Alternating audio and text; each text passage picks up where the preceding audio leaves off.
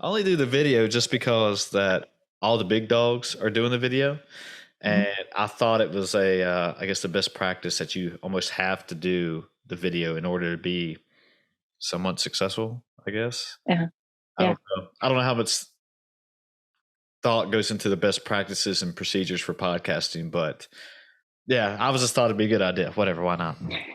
Right. No, I think the video with podcasting, there are a lot of people that actually want to start connecting more with the person that they're listening to. They want to actually see them and see the facial expressions and not just hear the inflections of the voice. So I know a lot of people prefer to watch the video while other people are like, I can't watch the video because I'm listening while I'm running or I'm driving in the car. So there's two schools of thought. And so personally with my podcast, I end up just putting it on both because it makes it easier for people to connect which way they want to. So we're both in the same boat there. That's a good thought though, because I was always the person, like, I love the video versions to watch, because I was kind of saying, like, if they were drinking on their podcast or doing some random stuff, like, what are they doing? Like, I want to see.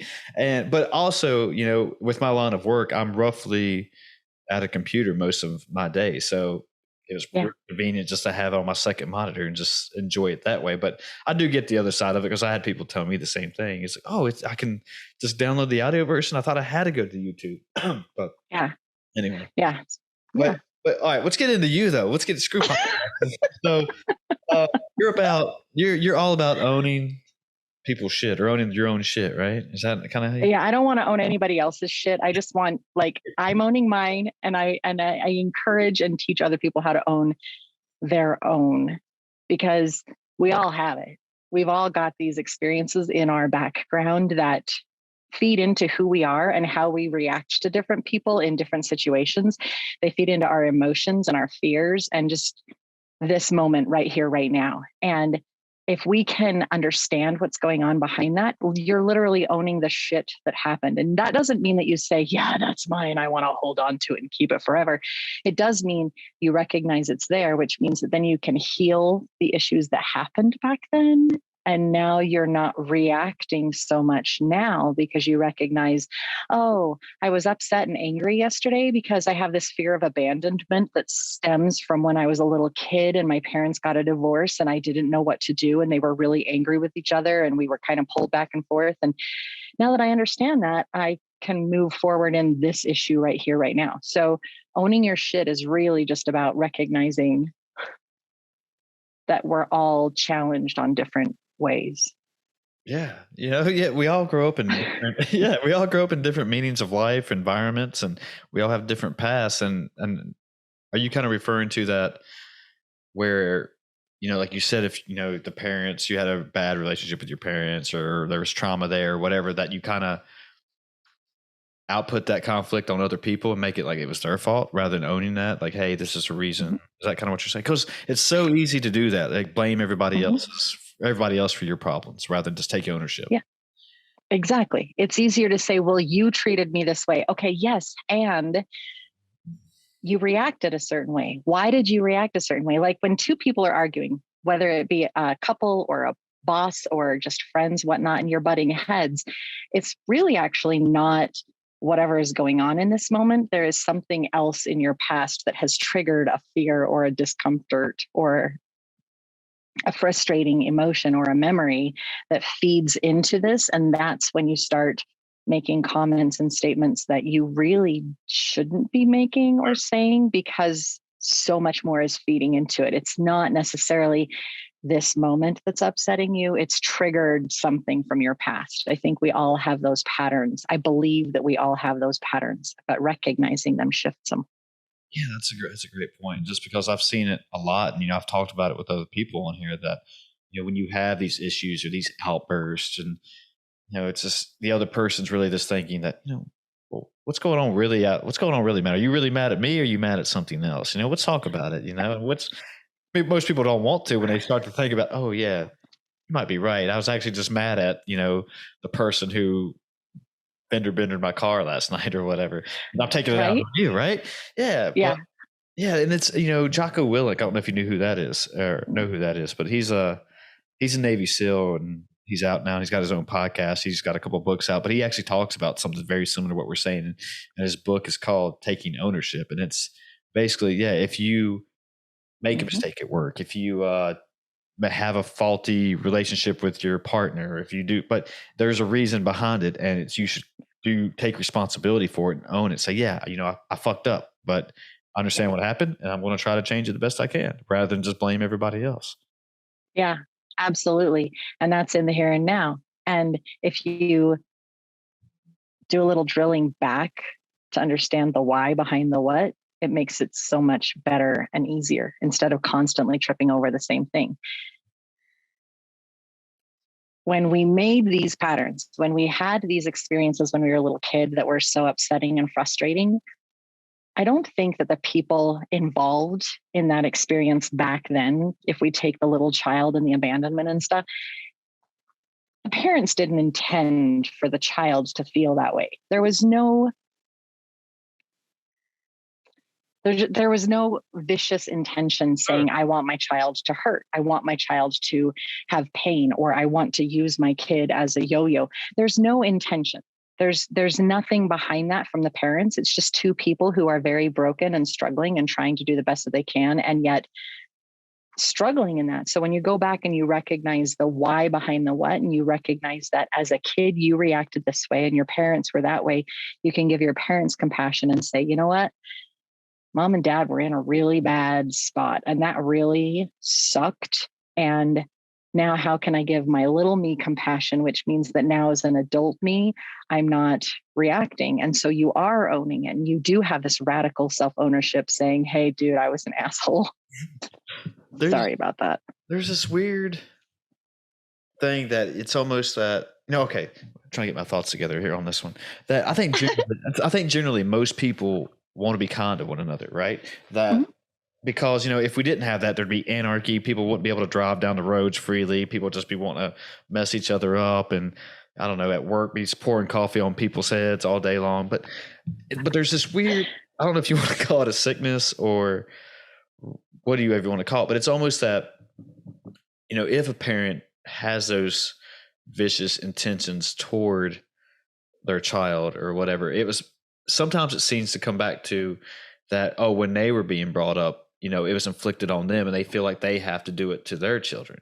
And which I don't know if that's just somehow it gets submerged into their brain somehow at that smaller childhood development level, or it's just, I don't know. I don't want to say it's genetically there, but yeah, I mean, it's a weird sickness that most people feel like that just because person A did it to them, then they have to do it to person B or C, whatever the next line is, right? Is that kind of? Yeah. The crazy thing is that there is a slight genetic component to some of that. I'm going to tell you a crazy story. Okay. Hit me. I used to have massive dizzy spells at the top of a staircase every time I came to the top of a staircase. And I would have to grab onto a railing and focus myself before I descended down the stairs. Or I would put my hand on the shoulder of whoever was in front of me so that I could be steady as I went down the stairs. And I didn't understand why. I didn't understand what was going on, but I knew that for some reason I was like, yeah. So I just kind of threw it by the side and dismissed it and said, hey, it doesn't matter. This is just me. I'm going to accept it. It's just me. Years later, I was transposing my grandmother's journals and I found out that she had fallen down the stairs when she was pregnant. She had a dizzy spell and she fell down the stairs when she was pregnant. So in my line of work, I do a lot of guided meditations and I do a lot of soul retrievals and inner child work. So I sat down and I went into a meditation and I checked in with my spirit guides and I checked in with my grandma and I said, hey, grandma, is this really me or is this all you? And she was like, no, that was me. And I was able to release it. I haven't had a dizzy spell at the top of stairs ever since. Wow. Because you actually brought it up and got it out. Because I brought it up. I addressed it and I said, this is not me. And I remove that. Like I take it out and I healed it. I haven't had that issue ever since. There are genetic aspects that come through our DNA. She was treated a certain way. My grandma was raised and she had this deep fear of being inadequate. My mom is the same way. She was raised in a household where my grandmother felt that way, and she passed it on to her daughter, who passed it on to me, and then I pass it on, unless I stop and say, no more. I'm going to break that chain. I'm going to heal myself and then help heal future generations.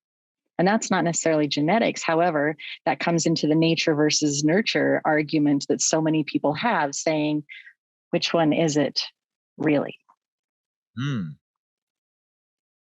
I guess that's a good point, though. I mean, you could really argue both points that way, and I don't know if I have the brain power to do that, but no, I mean, but I do agree with you. Is there's a lot of things that are passed down genetically, and that I've seen stuff with my mom, and like how she reacts to something or what she does, and I catch myself doing it. It's like, oh wait, is that where I picked that up at? And even the same way with my father, and just maybe the way he's spoken about something, and and it was something that we've never really talked about before, and it's like I've kind of thought along that line, and was that just in my brain? Was that part of a genetic memory, a genetic inheritance? And it's did you go out? Oh, you're back. Okay. No, I'm here. Okay, I thought you wrote something. I was like, oh shit, she's gone. But yeah, I mean, but if you go nature versus nurture, I mean, yeah, like I said, I don't know. It's hard for me to put my thoughts together right now. You caught me in a tailspin because, like I said, I don't want to say. Yeah, I mean, you can argue it both ways.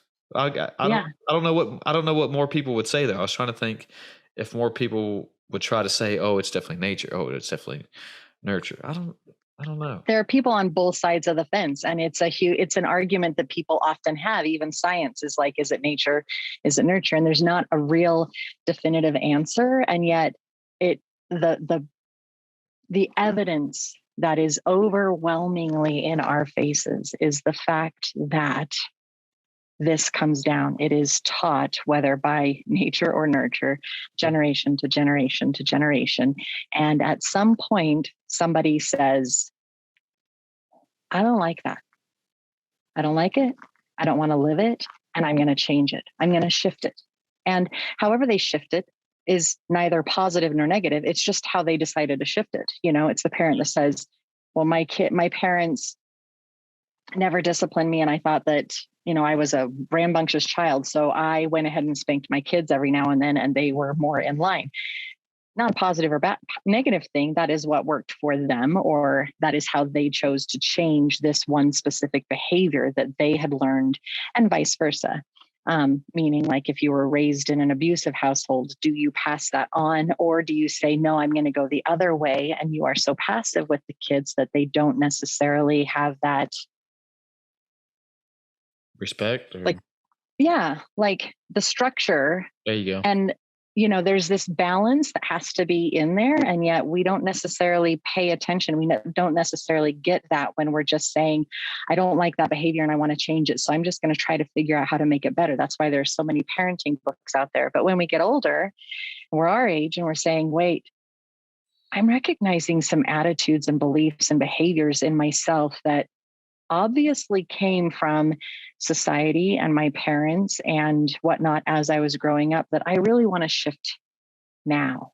So there's not really, there's so many self-help books out there that say, well, this is how you do it, and this is how you do it, and this is how you do it. So it's really finding what works for us and what works for each individual person, because what works for me isn't necessarily going to work for you, right? For sure. Is that part of just becoming more self-aware of yourself and your own say, like, say a bad situation happens and you act out of emotions or out of just whatever first thing comes to your head. Then you sit back and think about it and like, okay, was that the best way to handle that situation? Was there something I could have done different that would have been a lot better, instead of handling out of instinct? And then that way, this is kind of how I learn and try to look at life now, is that I try to think before I react. Does it always happen? No, but I try to. And then that way, but if I do get caught in that case, that I can go back and sit down and be like, okay, let me write down some things, maybe do a little research. How do other people handle situations? What could have went wrong? What could have went right? Is that just, I guess that's my question. Are just most people not really that self-aware of themselves, or what? We're not really taught to be self-aware. True. Generally speaking, we're not taught to question our thoughts or question our beliefs. We're taught to conform. We're taught to keep doing whatever we've been taught and conform to society and the beliefs that are there. So Generally speaking, I don't think that we are conscious of that possibility. And it's not until some kind of dramatic thing happens that causes us to say, oh, wait a minute, this is not where I want to be. Oftentimes we're hitting rock bottom. I look at it like a Ferris wheel, And so we're often on this Ferris wheel and we're going up and down and we're going around, and you get down to the bottom and the question is, gosh, this sucks. Do you want to go another round, or you're ready to get off of this ride? Oh, I'm going to go another round. So you go another round and eventually you get down to the bottom. Am I done with this now? No, I'm going to go another round. So you keep going around until you get to that bottom again and you say, no, I'm finally done. And you might get off and discover that being off of the roller coaster, off of the Ferris wheel is not as easy as you thought it would be. And so you might get back on for a couple more rounds, but eventually the way that you become more self-aware and find that radical self-ownership is getting off and finding the tools and the support to help you stay off. That was a great point, that it's almost having a certain moment where you finally decide to sit back and reflect and think like, damn, what the fuck did I just do? And it's always probably the most, if every story or almost every story that I usually hear, and I'm generally speaking, that you hear of these instances and these experiences and these stories where something, the most worst thing that could have happened. And it's finally that somebody makes a change. And usually, for the most part, I think it's not too late. And it's just, do I want and I'm advocating for these type of experiences to happen. I don't wish any negativity on anybody, but to a sense, you almost need that to happen, I feel like, and actually to learn and start to change. Right. And and like, hey, okay, now I was going down a wrong road, or I was not really liking who I was. I was on autopilot, or, I was just doing things just very stupidly because I'm a dumbass. But yeah, you need these type of experiences in life to humble yourself and be vulnerable, and then come out on the other end a different person, right? And just be more self-aware and learn that when this situation is starting to accrue and you're going in this weird negative spiral, and it's like, oh, wait, we got to put the brakes on this, bro. We can't do this. We're going to have the bad shit that happened last time. Let's make a change. Yeah. Right? Yeah. You have to be uncomfortable or you're not going to change. Most people don't say, oh, this is so great, now let's make it different. Most of us don't. Most of us aren't like, oh, taking a nap on the couch is so fantastic, let's go to the gym. It's usually, I really want to enjoy this comfort, because how often do we have that comfort and that relaxation? You really want to sink into that. So if you're not uncomfortable, there's no reason to shift or seek a different way of being. Yeah, no, that's a great point. That's one thing I say. I'm one of these CrossFit bros, right? And I coach a couple classes on the side. And so, when I'm teaching a movement or a new barbell lift or whatever to somebody, and like, oh, this feels weird. And I was like, well, if it feels weird, you're probably doing it right, and not yeah, well, not in a bad way, like not you're hurting yourself or anyway, but there's like, this just feels, not like I'm used to, or this, and I was like, okay, now we're starting to do something right here, because it feels easy. If it feels like, oh, you can do it, anybody can do it, then it's like, no, we got to change up something. And like, now if it's a different aspect to you, you're feeling something new, you're feeling something different, a different muscle, now we're dialed in, bro. You're in the sweet spot. There you go, the sweet spot. So yeah, I mean, you got to do things that are not in the boundaries or not on the highway, and get off on the other road and get it. Try to find that sweet spot if you ain't liking it, right? Yeah. Find a new sweet spot. You got a weak muscle. Oh yeah, you got a weak muscle. Oh, let's strengthen that bad boy. But I wanted to ask you, because you said something about it earlier, and it just hit me again, that you said you do soul retrieving. Yeah. What is that? I don't know what that is. When we experience very difficult and traumatic moments in life, and when I say the word traumatic is not necessarily a trauma. What I want to say is a very traumatic thing for you, because trauma is different for every human being. And what is traumatic for me is maybe not as traumatic for you. You might be able to weather something better than I, and vice versa. So when we experience very difficult and traumatic things in life, regardless of our age, it's almost like this piece of us kind of splits off just a little bit and protects us a little from the depth of the pain and the experience that that moment holds. Okay.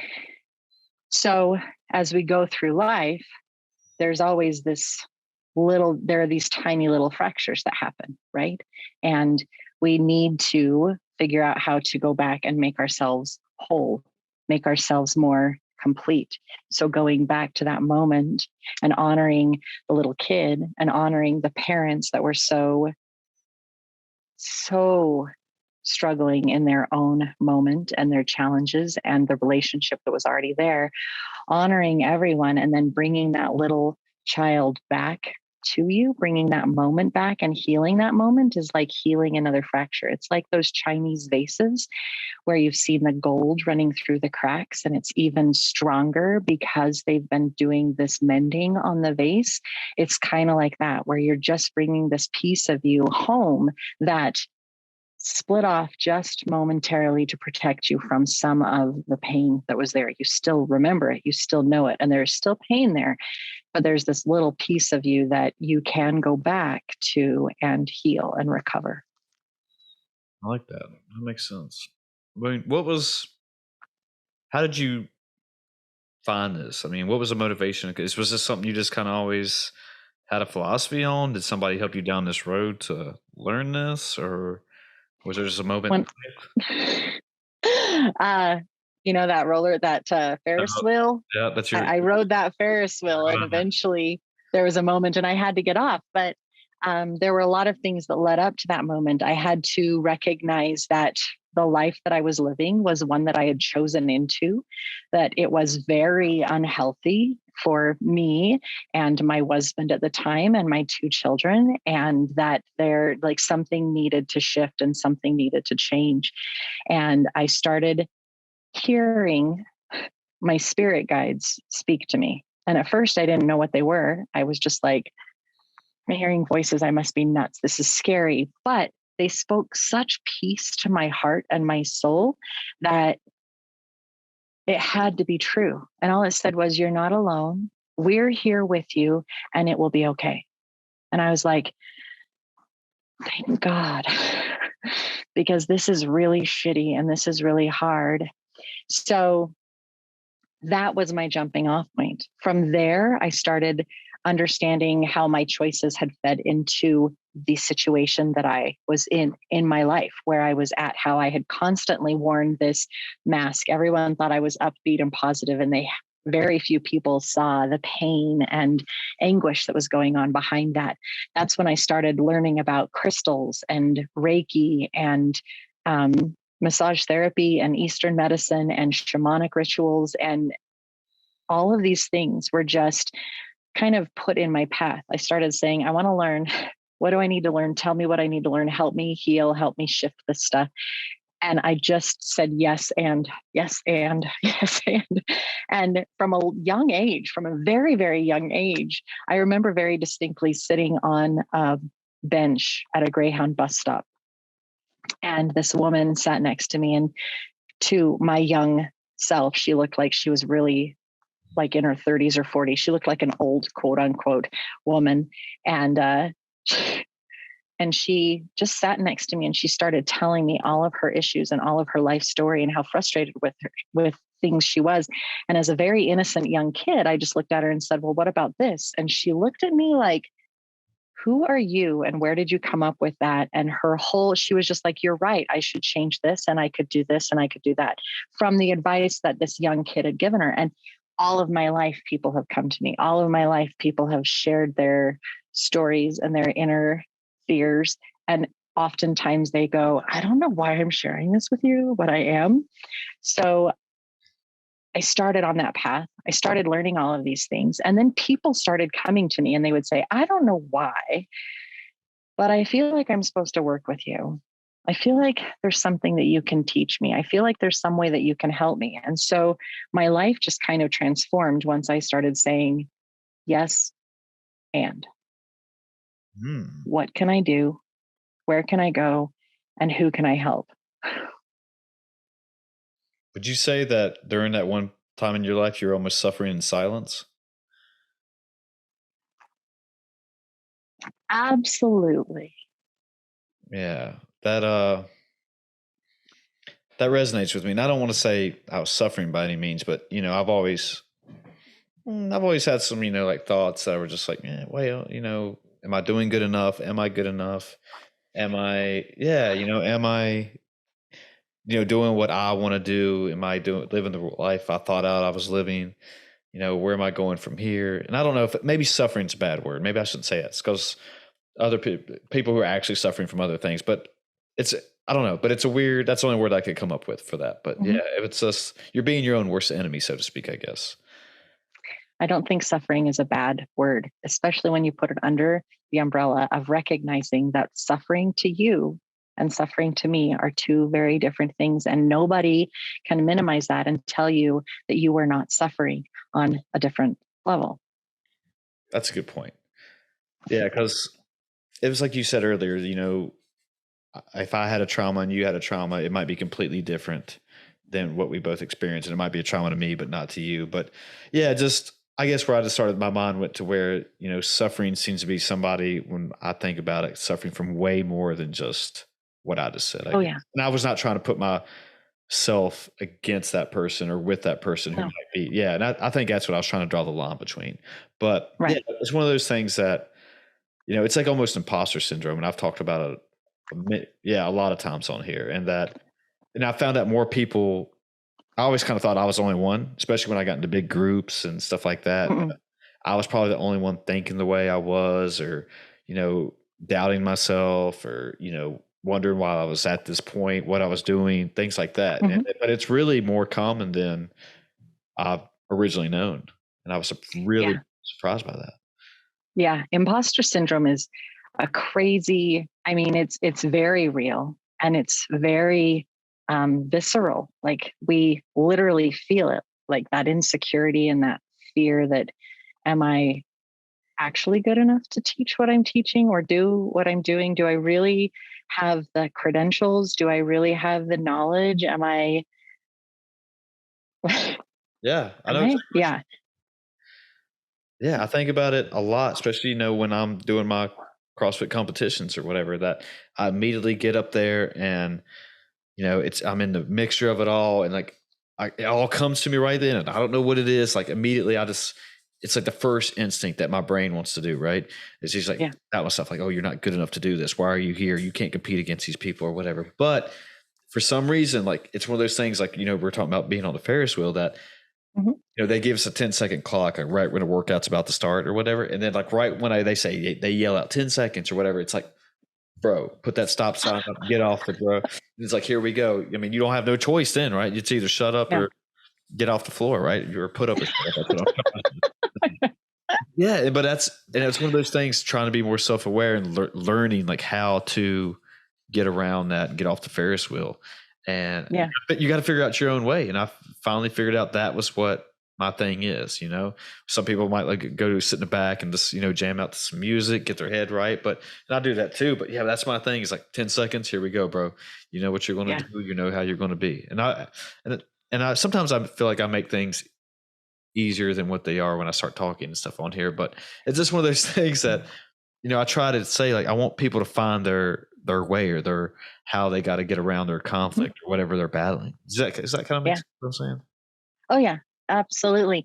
I think part of a tip for that is actually paying attention to whose voice you're listening to. We're sitting there and you and I are like, who am I to be in this position? Who am I to be leading people? Who am I to be doing A, B, C, X, Y, Z? And the fact of the matter is, whose voice is telling you that you're not good enough? Is Mm. it really honestly your own voice, or is it the voice of society and others who have tried to train you and program you to believe that you need to be here so that other people can be better? There's no way that you can be up there, which is absolute bullshit. True. It is a way to keep us all in line. But if we don't step out of line, then how does anything get better? Like if we're all just standing there, that's awful boring. Yeah, I mean, there's people who get off on stomping on other people's dreams and raining on the parade, and it's just like, what the hell are you doing? Yeah. Why do you have to be like that? But yeah, I mean, And my point is that it does seem like more times than not that when I'm talking to other people, or you see people who have made it big in life in whatever field or industry, whatever they're doing, they were one of those people who thought outside the box and thought about get off the train whenever they wanted to, rather than just when everybody else was getting off. For example, Yeah. another guy I had on here just recently was talking about how with his life, he saw it differently, and he decided not to go to his junior or senior prom or whatever it was. And that, he almost got wrecked for it. But like, what are you doing? You're not going to prom, bro? And he's like, no. And he had the opportunity to go backpack in like Central America or something along those lines. And he was like, that's going to mean more to my life, me backpacking rather than just, going to prom, a junior, senior, which, I mean, again, it's one of those things you can argue both. I mean, that's a good memory too. But Yeah. I had good memories from prom, but I don't talk to the women I went with to prom now. So, so I mean, but yeah, but I was just like, but when you think about it, it's like, oh, backpacking in Central America, that kind of been fun, and that's, you can have a lifetime with you, right? Uh-huh. Yeah. That's a lifetime experience, Tori. Yeah, I kind of lost my point in that little rant, but I just wanted to get that out there though. But yeah. No, but that was him listening to his own voice and tuning into his inner self and saying, no, I'm doing this for me. You guys may want me to come there for you because that is what you believe is absolutely the end all be all of being in high school. For me, it's a little bit different. So I'm going to follow my path and you can follow yours. And it's not always easy. You're going to have haters and trolls and all sorts of people that want to tear you down, because as long as you're climbing up, there are going to be those people who they don't want to admit it because it's their own shit, but it actually confronts them because you're climbing, and they could be too, but they've decided they want to stay in whatever comfort zone they've found. Mm-hmm. So they would rather you come back and be in the comfort zone than show them, hey, I can grow and I can do something amazing. So let's be more, let's vibe up. Let's be a little more excited about life and experiences that we can have. That reminds me of the first time, and I think this is probably 5-ish years ago, that somebody was talking to me and they were asking me what I wanted to do, or something like get a side gig, so to speak, or part-time. And I'm not saying this is a part-time job or a side gig or anything, but I actually told them, like, I think I want to start a podcast. And that because I was listening to podcasts back then, like all the time. I finally just, I don't know what it was that took me to podcasts. I think I listened to somebody who was famous on one. I was like, man, that was so cool listening to those two people talk. And I felt like they were right there with me in my ears, and like learning their life and learning their challenges they overcame, and just learning that, not everybody lives on that same road, that people get off and do something. So when I told that person, I think I want to start a podcast, they're like, why? Like, what are you going to talk about? Like, that's stupid. And I was like, oh, and I let that sink into me. And yeah. And I was like, I don't know. Yeah, I knew what I was. I was just like, man, well, maybe he is right. Maybe it's going to suck. Maybe what am I going to talk about? But it was not until, the pandemic, and I guess this is kind of a pro for it, but for me anyway, that I finally decided to, like, let's do something, let's take a chance, let's, go take a chance, have a podcast, kiss the girl, see what happens, make a move on it, ask her to dance, maybe not kiss her, ask her to dance. But yeah, it was just like, okay, finally, feel like I was doing something that I always wanted to do, and it was my chance. It was like that defining moment that I want to say for myself. Yeah. Yeah. You could say, absolutely, I did it. Yeah, so exactly. Suck it. Yeah, suck it. But then, and that was my thing, that, and I knew if it was going to be shit, it's going to be trash, whatever, in the first few episodes. But that was one of the things, that's like almost how a lot of people start out. They take a chance on something and they suck at it, but they stick with it. And, a lot of success seems to be just keep showing up, and hopefully magic happens somewhere down the road and you get better at it and you just stay on the grind, and boom, now you're sitting here talking with Krystal and learning new things. And, it's like, it's one of the cool things because, without this and without technology, obviously, I mean, you're on the other side of the country than me, but we can sit down and have this cool conversation and do this thing and have a good time and party and talk about life. Isn't it amazing? I love it. It's one of my favorite things, is just connecting with other people and learning about their life and learning about the experiences that they've been through and what brought them to this point. Like, what moments of transformation have you had in your life? Where did you shift and take a complete left turn Sure. because something wasn't working? And it's so fantastic to connect with people that way and recognize that we're all so different and yet we're all so similar. We're just humans. We are humans with beating hearts and breathing lungs and beautiful souls that are just trying to make it through. Yeah, that's exactly it. And and I don't want to take this down a negative road or anything, but it's one of those things that when we first came on, besides email, I didn't know how this conversation was going to go. I didn't know Mm-mm. what type of person I was going to be expecting here on this, and I usually when I do these, I expect to either have some pushback on a certain topic or some kind of something like that. It's like, oh, I don't want this conversation to go down or go south real quick, and ultimately Mhm. when we leave here today, I want both of us to say, "Oh, that was good, that was great." But that's ultimately always in the back of my head that, ooh, like what happens if I say the wrong thing or vice versa? And then, but it's like, okay, well, if that does happen, we can still sit down and have a cool conversation about it. We don't have to get mad at each other. We can just say, all right, that's cool, you think that, but why do you think that? Now, Mhm. and you got to respect that, and that's fine if that's what you think. If somebody Mhm. got on here and they're like arguing with me how 2 + 2 = 5, I'm like, okay, well, that if that's what you think, that's great. I don't know what made that happen, but keep living your life, and I hope it works out to the best of your ability, and it's as beautiful as you ever want it to be. You know, Yeah. and then that's it. Yeah. And I just don't Yeah. know why most conversations or most conflicts have to get into this whole. Everyone likes to be right, and we don't. But we could just sit down and talk about things. And it's kind of fun at the same time, and it's kind of engaging. And you get out of that growth, or you get into this new comfort or another, or out of your comfort zone. That's what I'm trying to say. You learn new things. Yeah. It's bad. Yeah, there are multiple truths to every experience. There's going to be my truth about how we had this conversation.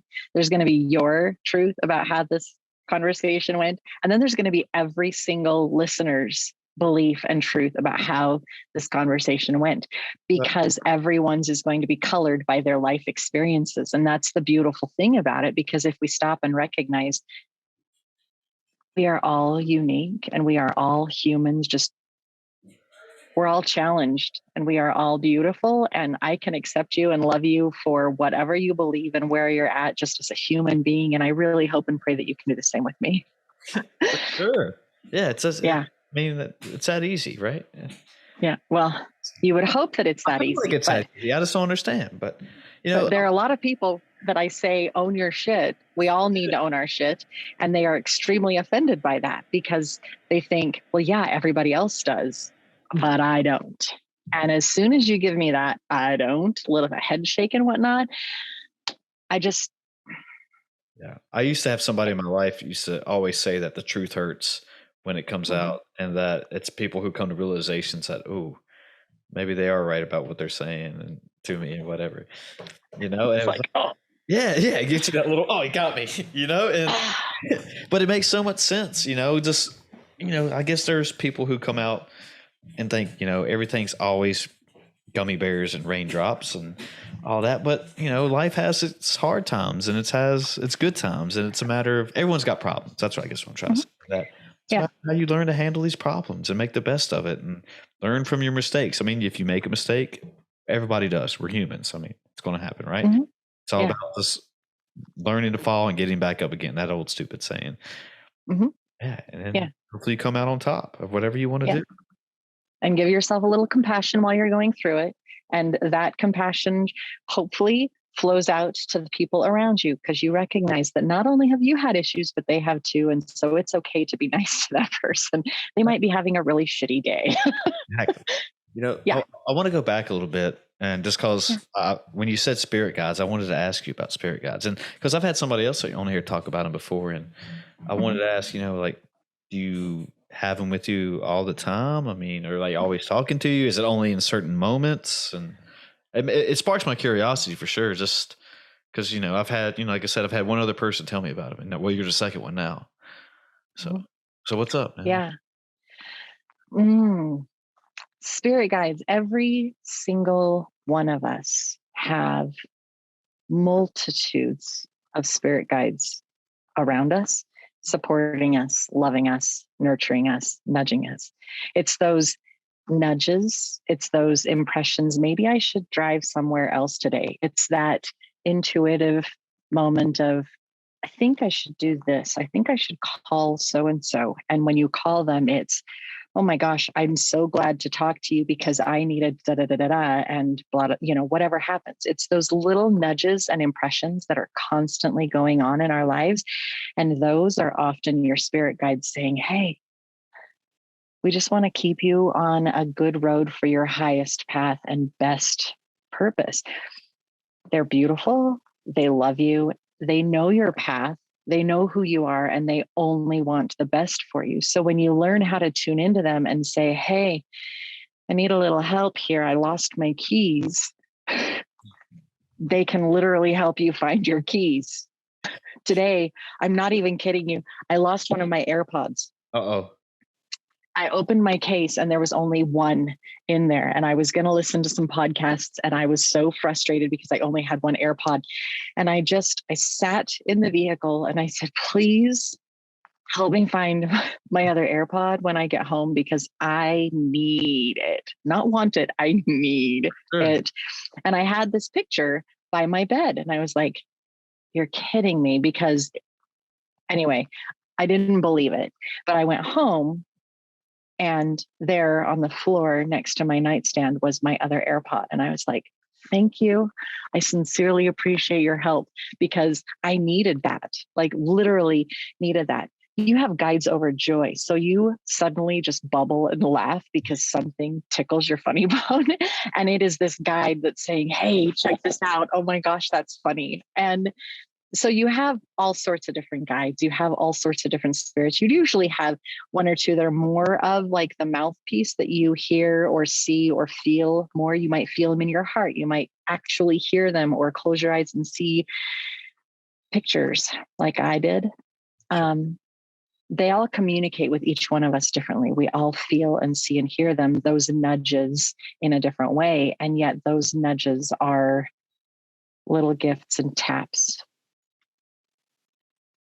What do you think a lot of people don't believe in intuition? Or do you think it's like a fence thing, kind of what we were talking about, nature versus nurture earlier?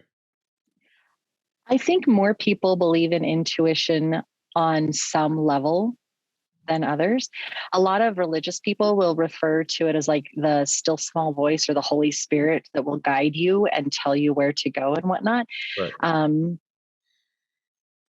More and more, I think people are paying attention to it. And when you look at it and treat it as those nudges, and when you recognize it in a different way, instead of thinking that intuition is some kind of spiritual medium where you're trying to tell the future and whatnot, if you step back and you just recognize it as those hits and nudges, and then start paying attention throughout your day, what happens and how, you start recognizing that you are listening, and more people are recognizing that those hits and nudges, wow, that's pretty cool. People are waking up to it. They're accepting it. They're acknowledging that there's something more to what they believed before. Yeah. I've talked about it on here before. Well, have I talked about this one? Hopefully I haven't. But we got back from I got back from it's kind of a bachelor party golf trip here at the beach with a bunch of my buddies, right? And so we had a deep conversation out there, and we were talking about, manifestation, and we didn't talk about intuition, but it was one of those things my buddy actually talked about, saying like, oh, I'm going to marry that girl. And he didn't even know her then, right? He just kind of knew of her, and now they got married. Yeah.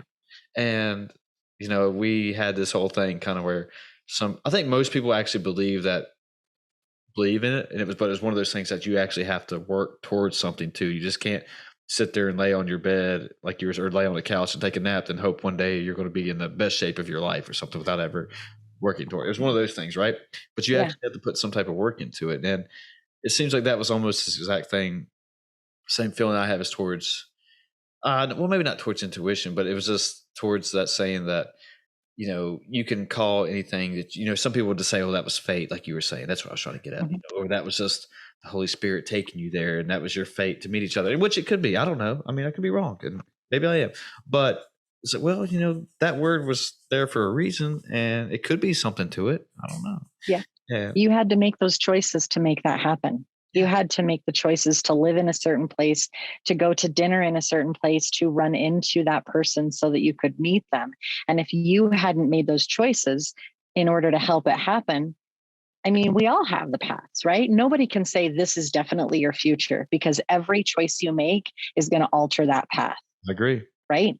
So, fate, or is it that you chose these things and it created this reality that you are now living and experiencing? That's a good point. I like it. Yeah, I mean, it's one of those things. Again, there'd be other people on here, I'm sure, that are probably arguing with us right now. But yeah, I mean, you made choices for a reason, and these things brought you together. I mean, same way for this podcast. I mean, we made certain choices in our life, and our paths crossed. And Yeah. again, I guess some people would call that fate. I don't know if you call it manifestation, or it just all the stars aligned and everything went correct, and boom, something happened. I don't You know. decided you wanted to start a podcast a long time ago, even though people said, Yeah. you're crazy. And eventually you said, no, I'm going to do this. And a little over a year ago, somebody said, Krystal, you should do a podcast. You should really do a podcast. And I was like, whatever, you're crazy. No, Krystal, you should really do a podcast. No, I don't. I mean, maybe. No, Krystal, you should really do a podcast. So I finally chose into doing a podcast. If I had not chosen into that and I had continued saying, no, no, no, we wouldn't be here today. Like, True. yeah. I agree.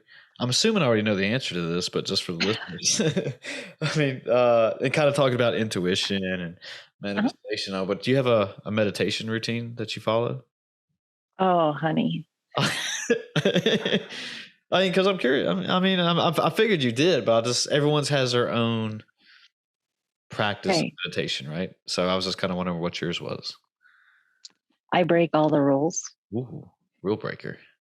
Yeah, I break all the rules.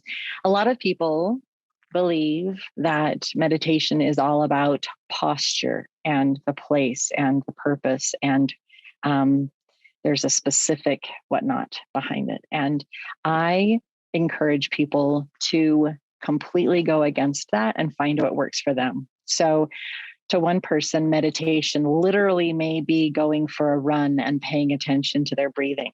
It's not sitting in the lotus pose. That is not doing yoga and being in this other very quiet space. It is literally, I need to go for a run. Somebody else, a meditation might be the pottery wheel or sanding wood or chopping vegetables.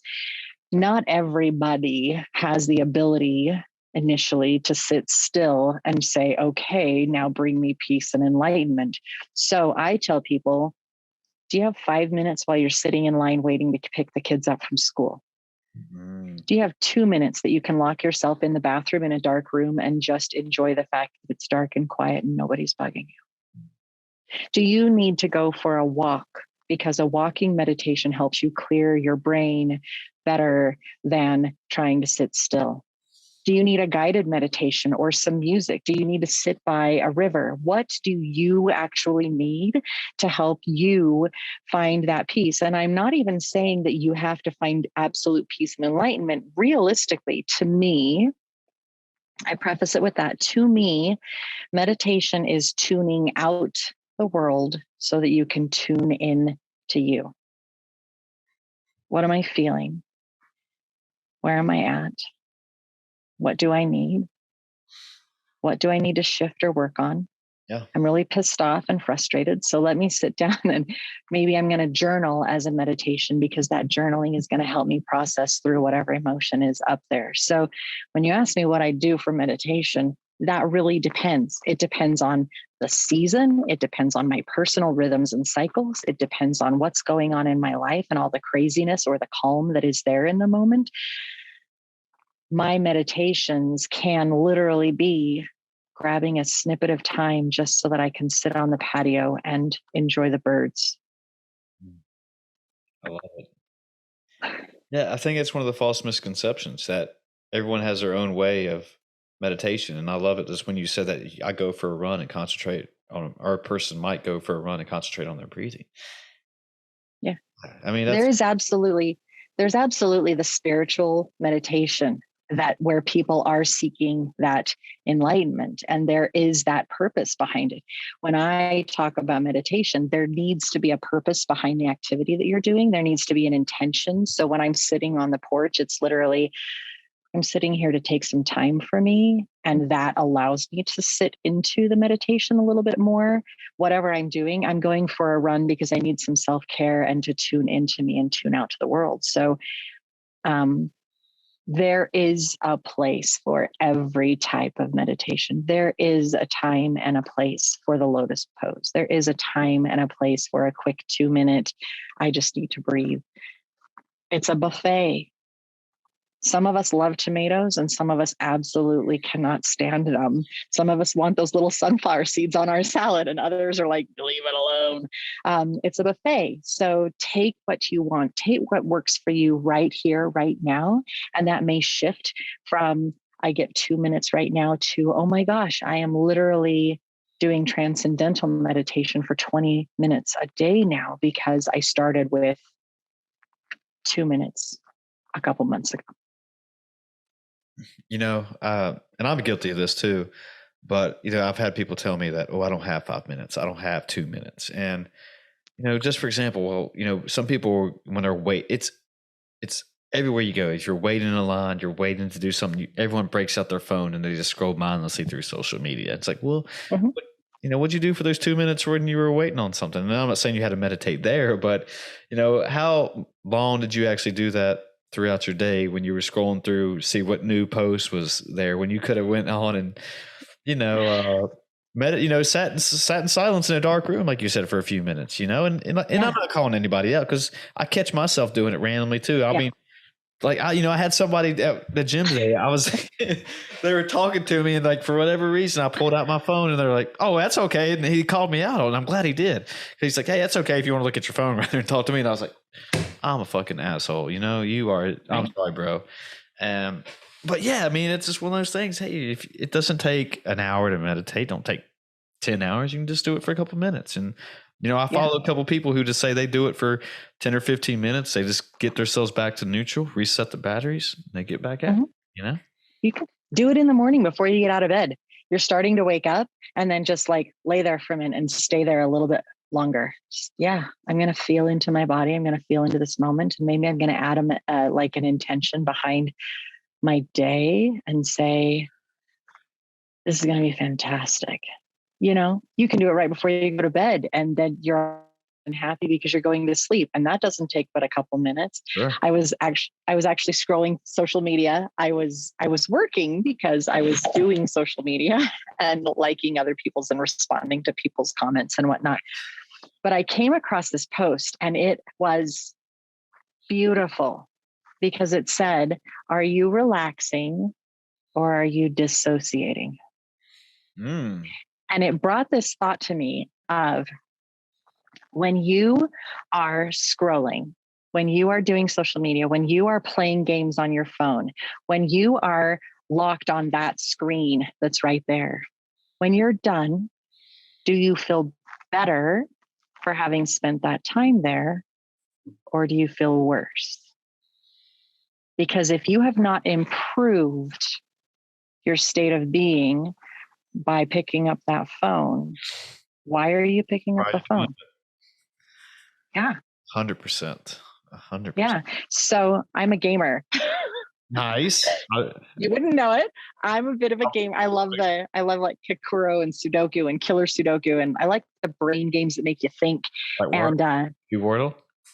No, I don't Wordle. I know that's a hot one, but I don't really do it. Okay. That's my thing. Every morning. Nice. So I would do that. I would play my little games first thing in the morning because you've got the daily of whatever, and the gamers do a really good job. The creators do a really good job of making you want to go back to the game, right? You got to get the next achievement. You got to complete every day. would do it in the morning. And throughout the day, I would play some of the tournaments or whatever. And I found that I was wasting a lot of time on my phone. And then that little nudge came up, are you relaxing or dissociating? And then that consequently, that additional thought of, is this am I leaving feeling better than when I sat down? I don't play games during the day anymore. Oh, really? Really. And it took a little while. I mean, I say a little while, it only took like a week, because I would pick up my phone and I realized how much I pick up my phone to look at it and say, okay, well, I've got 10 minutes, I can play another game, but 10 minutes was never 10 minutes. It ended up being 20 to 30, right? I know how it goes. So now I don't play my games at all during the day. My phone is there for first thing in the morning, because I like a lazy morning to slowly wake my brain up and get going. So I play those, and then I get into my day, and then my phone is for business and responding to family and friends' texts and that kind of thing.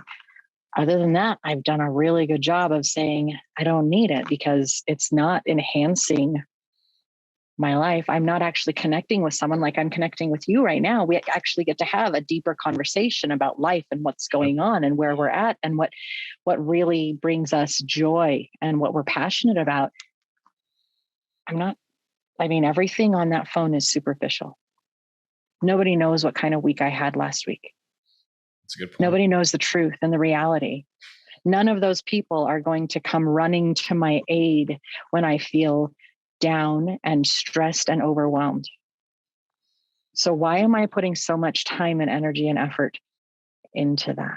It's for that dopamine. The games are not going to lift me. Hits that you get, right?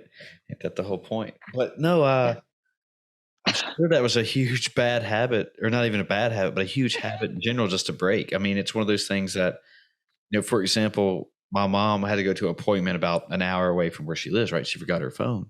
And she told me when she got back, like, she freaked out, because she's like, even though it was an hour away, I still knew how to get there, but I still love my phone in case I need to pull up Google Maps, or if I need to call you or whatever. And and I'm the same. Like, I feel naked without it. I feel like I just lost a missing appendage. Yeah. Life. Yeah. But I applaud you for breaking that habit. I mean, because that's what I usually say, that I'm going to turn off my phone, or I'm going to do this, and I never do it, right? But I have gotten a habit, like, for whatever reason, one day a week, I will just completely turn it off. And I've been going good. I'm up to 30 minutes now, roughly. And I'm doing pretty good, because I'll put it over here. Then I'll make myself go, I'm watching a movie or a TV show, and I'm like, okay, cool. After this show, I'll turn it back on and see what happened. And I finally I created that habit now, and I'm loving it. Yeah. It's little steps. It's tiny little steps. It's recognizing. I still carry it with me. Don't get me wrong. Right. I still carry it with me. It's with me all the time. It's that mental, what if somebody needs me? Sure. What if somebody wants to connect and I really want to connect with them? I got to answer that phone. So I still carry it with me. And there are plenty of times during the day that I unlock through to see if there's any texts or whatnot, so that I have an excuse to look at my phone. I still do that. And yet I don't stop to play the games. I don't spend that time on there. When I get in there, I look around and then I'm like, oh yeah, I can't play games. I'm done. I got to move on. So I shut my phone, I lock it back up and I move on to whatever the next project is. So there are ways that we can help improve that. There are ways that we can kind of lessen our attachment to the phones and the electronics that are there. And it makes it a lot easier. Like, now I'm scheduling extra coffee dates with friends, or, hey, let's just get together to hang out, or can we go for a ride and just enjoy the mountains today? So it gives me more time for this. Yeah. And I don't want to completely act like I'm shitting on a phone or anything, but it's a tool, right? And it's basically like, if you give somebody a hammer, they can either build a house with it or break their knee with it, right? And that if you choose to, set up things and work from it, and I don't know, do positive things with it, you could cause great things with it, right? Without technology, we wouldn't be having this conversation today. But if you choose to let it consume your life with negativity and looking up random things that you probably shouldn't be looking at and just making your day worse than what it really is, then you should know and try to become more aware that, hey, there's an issue here. Like if you just keep wanting to go back towards negative news and negative videos and this, just random bullshit like that, you don't really, like, again, like it's what you said earlier, like what is this really doing for you listening to, or this sad video about what's going on around the world, or is that really helping your day? And it's probably a bad example of it, but yeah, I mean, that's just what, again, you got to break that habit. Like, it might be easier said than done, but yeah, you got to know it's just probably not helping you physically and or mentally. So yeah, if it's not enhancing, yeah. Boom. Enhance your lives. Krystal, let's take it home on that right there. If people want to find you, if you want to plug anything, feel free to do all that. Yeah.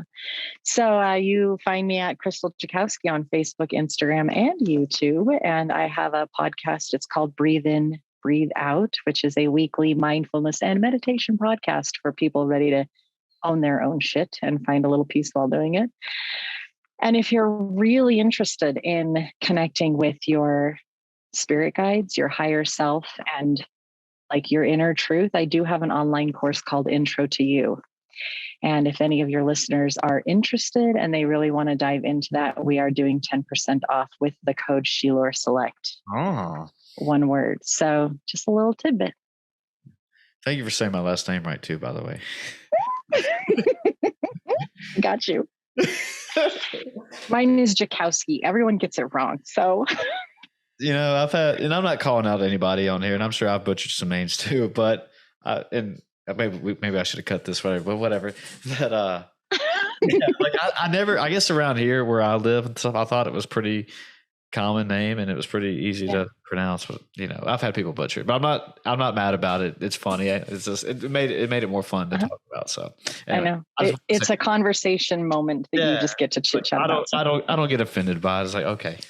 No. It's fun. But anyway, Krystal, thanks for being here. Thanks for doing this with me. Yeah, thank you so much for chatting with me. It's been a delight. Okay, great. Anything else? Anything else you want to say before we take it home, or are you good? No, just you guys got this. Remember, every one of us is going through something, and you are a fantastic human being. So love yourself, give yourself permission to be you as you are, who you are, and just love life a little more and give yourself. Yeah, you're good. Love it. All right, people, you heard it. Be good to yourselves. We're out of here. Yeah.